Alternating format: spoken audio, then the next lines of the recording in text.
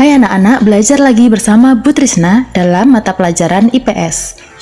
Saat ini kita akan membahas tentang demokrasi liberal pada tahun 1950 sampai 1959. Ada 8 peristiwa yang akan kita bahas. Yang pertama, penandatanganan kedaulatan RIS. Sesuai hasil KMB, RI, Belanda, dan WFO sepakat bahwa penandatanganan kedaulatan RIS akan terjadi pada tanggal 27 Desember 1949. Penandatanganan ini dilaksanakan di dua negara, di Indonesia dan di Belanda.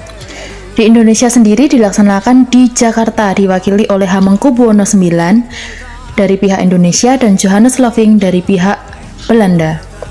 Sedangkan di Belanda dilaksanakan di Amsterdam, diwakili oleh Ratu Juliana dari pihak Belanda dan Muhammad Hatta dari pihak Indonesia. Peristiwa kedua, adanya gerakan separatis. Gerakan ini terjadi karena rakyat Indonesia terpecah menjadi dua golongan. Kelompok unitaris yang menginginkan adanya negara kesatuan, dan kelompok kedua adalah federalis atau negara serikat yang ingin memisahkan diri dari Republik Indonesia Serikat. Gerakan separatis pertama adalah pemberontakan Andi Aziz di Makassar pada 5 April 1950. Pemberontakan ini disebabkan karena Andi Aziz ingin mempertahankan negara Indonesia Timur.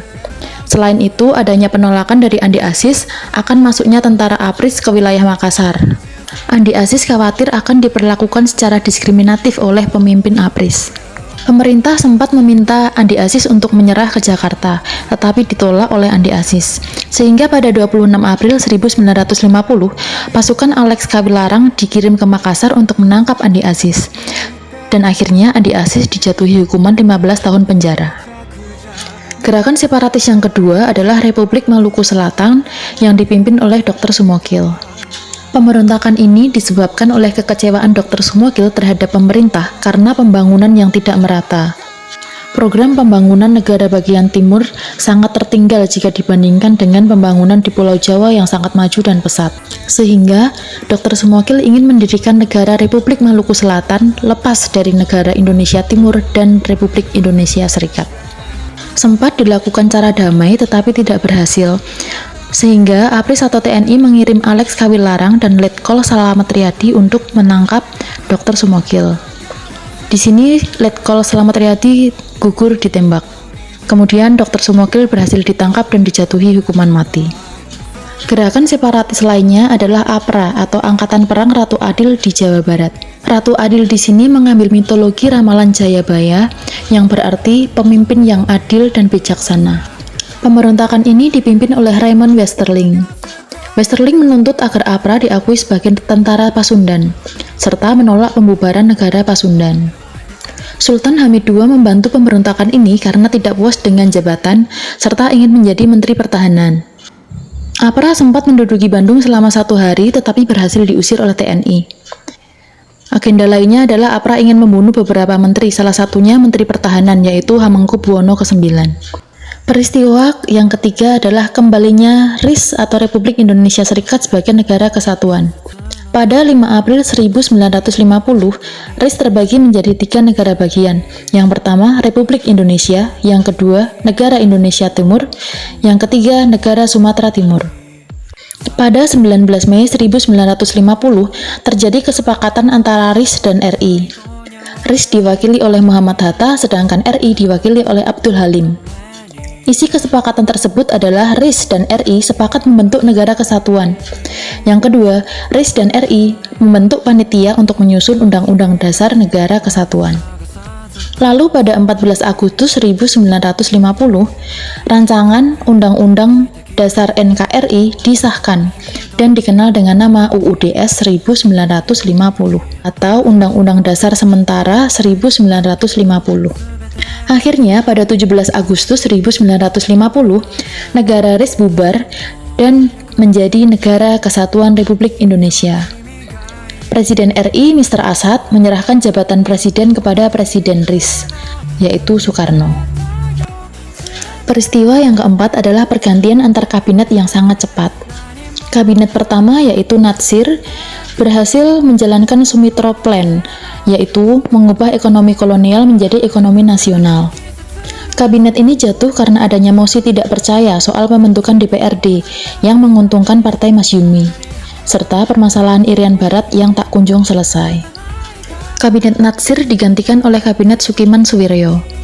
Keberhasilan kabinet ini adalah memajukan perusahaan-perusahaan kecil, memperluas pendidikan, serta menggagas standarisasi upah minimum para pekerja. Kabinet ini jatuh karena ditandatanganinya persetujuan bantuan ekonomi, teknik, dan senjata dari Amerika Serikat atau yang disebut dengan Mutual Security Act. Mereka dianggap melanggar politik bebas aktif dan pro negara barat.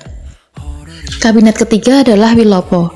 Kabinet ini memiliki program untuk merancang aturan-aturan atau undang-undang tentang pemilu.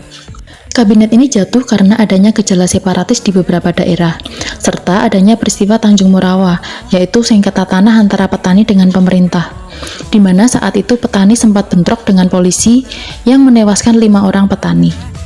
Kabinet keempat adalah Ali Sastro Amijoyo pertama, yang berhasil melaksanakan Konferensi Asia Afrika atau KAA. Penyebab kejatuhan kabinet ini adalah adanya mosi tidak percaya dari Masyumi, serta kabinet ini dianggap tidak mampu menyelesaikan permasalahan antara pemerintah dengan TNI AD. Kabinet kelima adalah Burhanuddin Harahap yang telah berhasil melaksanakan pemilu pertama untuk pemilihan DPR dan anggota konstituante atau badan pembuat undang-undang. Kabinet ini jatuh karena Burhanuddin Harahap memilih jalan berunding untuk menyelesaikan masalah Irian Barat yang ditentang oleh Soekarno dan banyak pihak. Ali Sastro Amijoyo terpilih kembali untuk kedua kalinya untuk menjadi kabinet ke-6. Di masa jabatannya saat ini, Ali Sastro Amijoyo berhasil membubarkan Konferensi Meja Bundar atau KMB. Kabinet ini jatuh karena pecahnya koalisi PNI dan Masyumi, sehingga Masyumi menarik semua menterinya dari kabinet Ali Sastro Amijoyo. Kabinet yang ketujuh adalah Juanda, disebut juga dengan Kabinet Karya, karena memiliki program Pancakarya. Berbeda dengan kabinet-kabinet yang lainnya, Juanda membentuk Second Kabinet, yaitu kabinet yang jajarannya tidak diisi oleh partai politik tertentu, melainkan diisi oleh para tokoh yang ahli dalam bidangnya. Kabinet Juanda jatuh karena adanya peristiwa Cikini, yaitu usaha pembunuhan Soekarno dengan menggunakan granat, serta adanya dekret Presiden 5 Juli 1959 sebagai tanda dimulainya demokrasi terpimpin. Peristiwa berikutnya adalah adanya pemilu pertama, masa Kabinet Burhanuddin Harahap.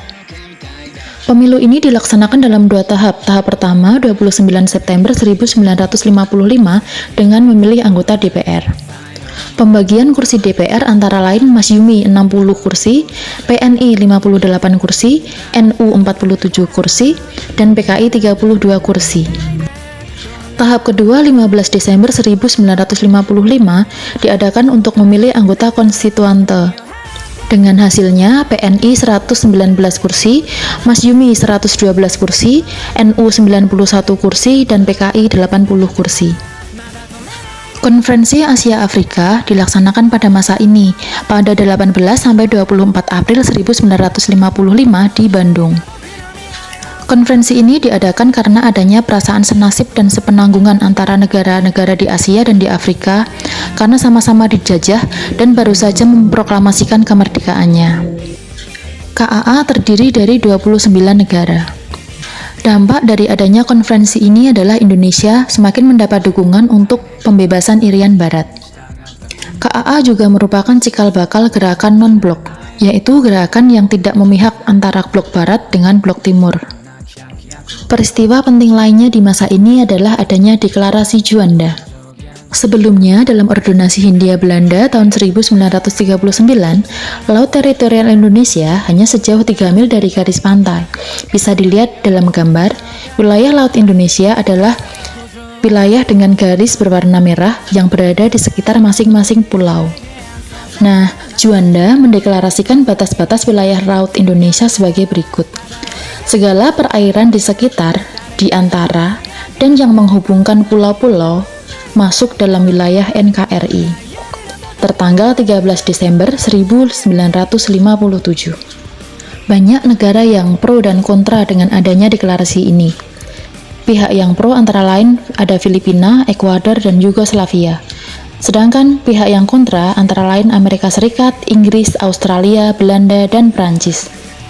Pihak kontra merasa dirugikan dengan adanya deklarasi ini, karena dari ordonasi Hindia Belanda, mereka bisa bebas masuk ke dalam perairan di sekitar pulau-pulau di Indonesia yang merupakan laut internasional. Sedangkan dengan adanya deklarasi ini, mereka tidak akan bisa masuk dalam wilayah perairan yang berada di antara pulau-pulau di Indonesia. Tahun 1982 terjadi konvensi di PBB yang mengakui wilayah perairan Indonesia. Dan pada tahun 1985, akhirnya PBB menyatakan bahwa Indonesia sebagai negara kepulauan. Bagaimanakah kehidupan masyarakat masa demokrasi liberal? Di bidang ekonomi, terjadi defisit anggaran sebesar 5,1 miliar rupiah. Sehingga pemerintah menetapkan 7 kebijakan ekonomi. Antara lain, yang pertama Gunting Syarifuddin, yang kedua program Benteng, yang ketiga nasionalisasi di Javas Bank, yang keempat sistem ekonomi Alibaba, yang kelima finansial ekonomi atau FINEK, yang keenam rencana pembangunan 5 tahun atau RPLT, dan yang ketujuh musyawarah nasional pembangunan atau MUNAP.